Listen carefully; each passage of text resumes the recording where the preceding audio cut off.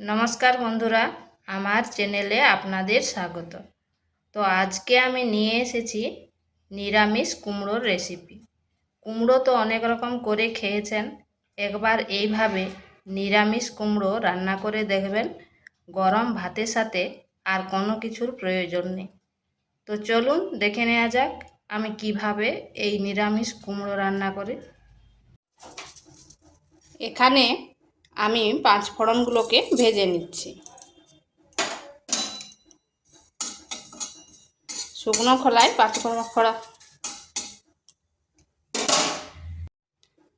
প্রথমে আমি শুকনো খোলায় পাঁচফোড়নগুলোকে ভেজে নিচ্ছি।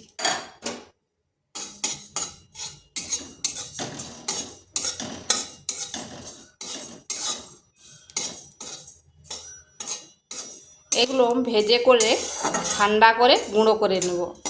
খুব মিহি কিন্তু গুঁড়ো করবো নি, একটু যেমন দরদরে ভাব থাকে সেটা হয়ে গেছে। এরপর নামিয়ে ঠান্ডা করে নিচ্ছি। কড়াইতে দিয়ে দিচ্ছি 2 চামচ তেল, গোটা জিরা, একটা তেজপাতা আর শুকনো লঙ্কা দিয়ে দিচ্ছি। একটা মিডিয়াম সাইজকে আলুকে এভাবে কেটে নিয়েছি।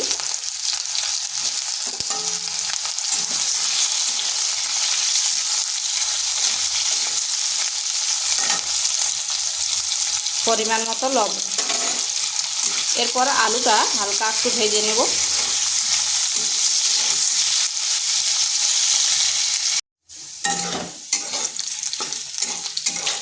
আলুটা হালকা ভাজা হয়ে গেছে। এরপর দিয়ে দিচ্ছি কেটে রাখা কুমড়োগুলো।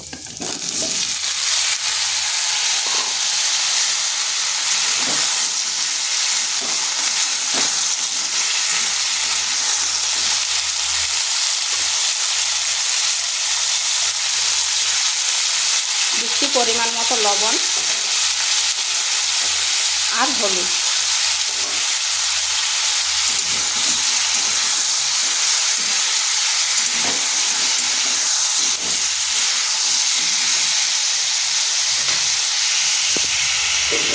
ঢাকা দিয়ে 2 থেকে 3 মিনিট রেখে দিচ্ছি। আঁচটা মিডিয়াম আঁচে রাখতে হবে।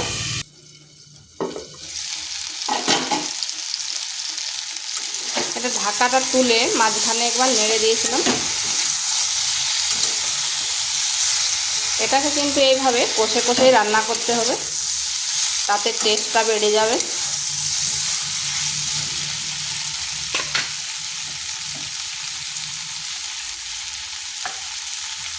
এখানে দিচ্ছি একটা টমেটো আর 2টো কাঁচা লঙ্কা।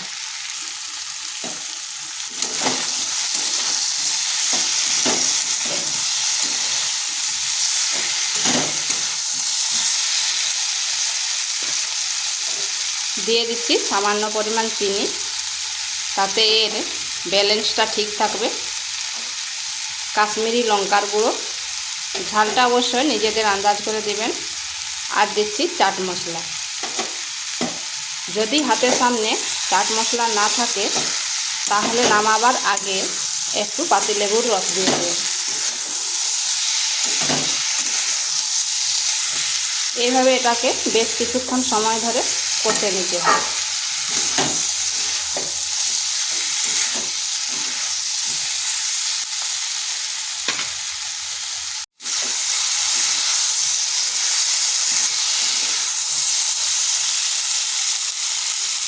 দেখুন আলুগুলো সেদ্ধ হয়ে এসছে।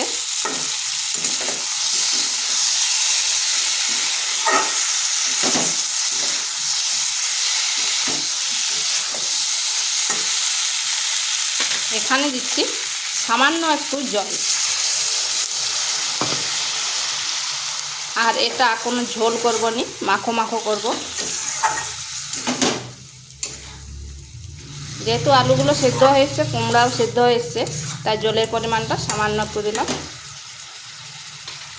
এবার ঢাকা দিয়ে 2 মিনিট রেখে দিচ্ছি।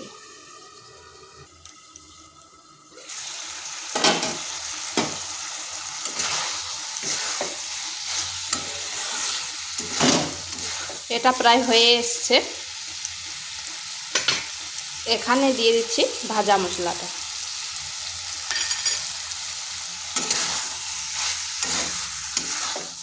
আর কিন্তু ঢাকা দেব না, এই ভাজা মশলার সাথে বেশ কিছুক্ষণ এইভাবে কষে নিতে হবে।